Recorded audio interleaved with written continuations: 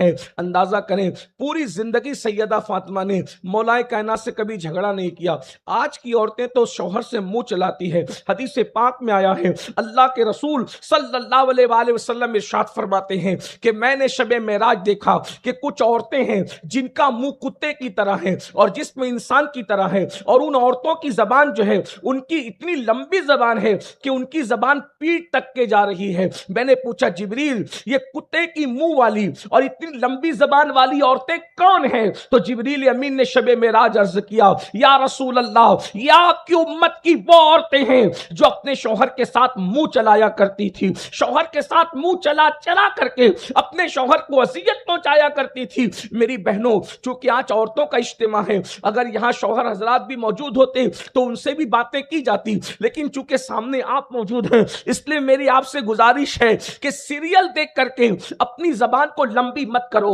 फिल्में देख करके उनकी नकल मत करो। हमारी जिंदगी रील नहीं है, हमारी जिंदगी रियल है। रील को अपनी जिंदगी के अंदर रियल जिंदगी में दाखिल करने की कोशिश मत करो, क्योंकि वहां जैसा दिखता है वो हकीकत नहीं है। अल्लाह के रसूल सल्लल्लाहु अलैहि वसल्लम ने शौहर के हुकूक बताए हैं। आज की औरतें आप ऐसी नहीं है, लेकिन दुनिया भर से इस तरह की रिपोर्ट आती है और ये जो इंटरनेट के जरिए से पूरी दुनिया में आवाज जाती है, इसलिए जिन कानों को इस आवाज की जरूरत है, अल्लाह करे ये आवाज उनके कानों तक के पहुंचे। आज तो हालात ये हैं, अगर शौहर की सेहत थोड़ी सी गिर जाए तो औरतें दूसरों के चक्कर में पड़ जाती हैं। इसी तरीके से अगर शौहर गरीब हो, मुफलिस हो, खाने पीने के लिए ना हो, तो कभी पड़ोसी की तरफ तवज्जो चली जाती है, कभी किसी मालदार की तरफ तवज्जो चली जाती है। अल्लाह अकबर, यहां तक के बास कम नसीब औरतें तो ऐसी है कि अपनी आबरू का सौदा तक करने के लिए तैयार हो जाती है। आओ ऐ खातून जन्नत की कनीजों, सैयदा फातिमतुज़ ज़हरा ने एक बीवी की हैसियत से जिंदगी कैसे गुजारी है। जब मौलाए कायनात चूंकि मैदान जंग के आदमी थे, मौला मुश्किल कुशा को सबसे ज्यादा दिलचस्पी थी तो अल्लाह की राह में जान देने में दिलचस्पी थी। जब वो जंगों से घर आते तो जख्मी होकर के आते, मरहम पट्टी किया करती थी।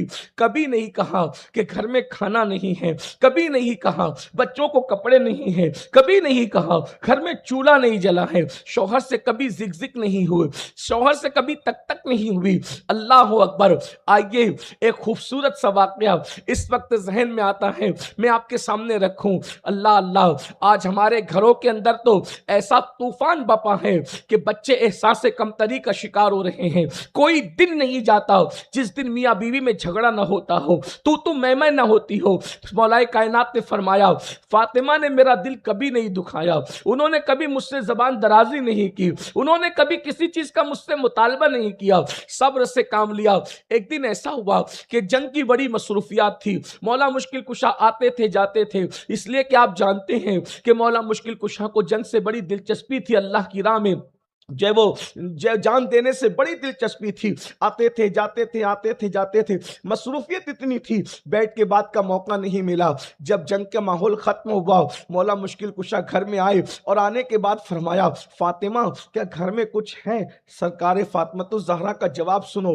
कई दिन के बाद शौहर अगर घर आए और कहे कि कुछ है और वो चीज ना हो तो औरतें जवाब क्या देती है, ला के दिया होता तो वगैरह वगैरह, पता नहीं क्या क्या जवाब दिए जाते हैं। बहरहाल सैयदा का जवाब क्या था, कितने खूबसूरत जुमले थे। अल्लाह अकबर। सरकार आयशा सिद्दीका के ये जुमले याद आते हैं कि वो बोलने में भी अपने बाबा की तरह थी, बड़े नपे तुले जचे तुले अल्फाज कहा करती थी, मोतियों की तरह उनके अल्फाज झड़ा करते थे उनके होठों से। जब मौला मुश्किल कुशाने का घर में कुछ है तो सैयदा कहती है, अल्लाह की रहमत है, और अल्लाह की रहमत से तकरीबन महीना भर गुजर चुका है, हमारे घर में चूल्हा नहीं जला है। जरा अंदाजा तो फरमाएं, फाका कशी का अंदाज, बयान करने का अंदाज अगर सीखना है तो यहां से सीखें। हमारे घर में अल्लाह की रहमत है और अल्लाह की रहमत से एक महीना कमोबेश हो गया है, हमारे घर में चूल्हा नहीं जला है।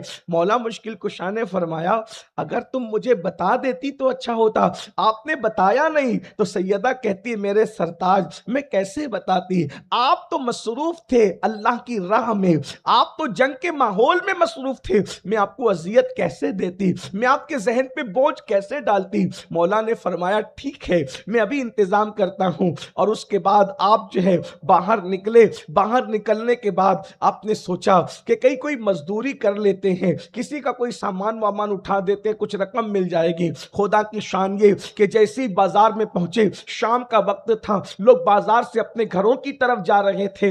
दूसरे मुल्कों से काफिला मदीने मुनव्वरा में सामान लेकर आया, अगली सुबह को उसको फरोख्त करना था। मौला वहां पहुंचे, वो उनके लिए अजनबी थे, ये उनके लिए अजनबी थे, इसलिए कि बाहर से आने वाले लोग थे। आपने फरमाया कि आपका सामान मैं उठा सकता हूं और मैं आपके सामान उठा करके उसकी जगह रख दूं तो कितना दोगे? उन्होंने कहा, आप कितना लोगे? कहा, जो दोगे मैं ले लूंगा। उन्होंने कहा, अगर हमारा सारा सामान उतार दो हम आपको 2 दिरहम देंगे, लेकिन ए जवान इसके लिए पूरी रात गुजर जाएगी। जिसके लिए खैबर उखाड़ना मुश्किल न था, उसके लिए सामान उतारना क्या मुश्किल था।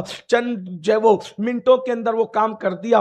वो भी हैरान थे कि इतनी जल्दी भी कोई काम कर सकता है। उन्होंने 2 दिरहम दिए, 2 दिरहम में से 1 दिरहम आपने सदका कर दिया और 1 दिरहम से जो है आपने पनीर खरीदा, घी खरीदा, आटा वगैरह जो भी चीजें थी खरीदा और खरीद करके लाए और लाकर सैयदा को दिया, खाना तैयार करो। सैयदा ने वो सब कुछ मिलाया और मिला करके 3 रोटियां तैयार की। 1 रोटी मौला, उसमें 3 ही रोटियां बनी। 1 रोटी मौला मुश्किल कुशा को दी, 1 रोटी फिजा को दी और 1 रोटी के टुकड़े करके बच्चों को खिला दिया। और खिलाने के बाद मौला मुश्किल कुशा ने जब खा लिया, फिजा ने खा लिया, बच्चों को खिला दिया, तो मौला मुश्किल कुशा ने कहा, फातिमा आप कह रही थी कि महीने भर से घर में चूल्हा नहीं जला, तो आपने खाया कि नहीं खाया? कहने लगी कि असल में 3 ही रोटियां बनी थी, 1 आपको दे दी, 1 फिजा को दे दी और 1 बच्चों को खिला दी।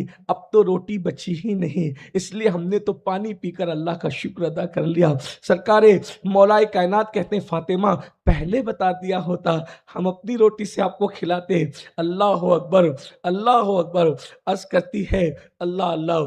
फरमाती है कि बहुत दिनों से आप भूखे थे और वो भी जंगजू आदमी इतने दिनों के बाद खाए और उसकी रोटी में मैं हिस्सेदार बन जाऊं, मुझे गवारा न था, इसलिए मैंने अपने आप को उस वक्त कुछ देर के लिए आपकी नजरों से ओझल कर लिया था। अली आपने खा लिया, बस मैंने खा लिया। और ये कहने के बाद जो है अल्लाह अकबर, मौला मुश्किल कुशा की आंखों में आंसू थे। फरमाते हैं, फातिमा कयामत तक तेरे बाद अब तुझ जैसी बीवी को न पुश्ते फलक दे, न पुश्ते जमीन देख सकेगी, न चश्मे फलक देख सकेगी। ए खातून जन्नत रदी अल्लाह ताला अन्हा की कनीजो, ये अंदाज था।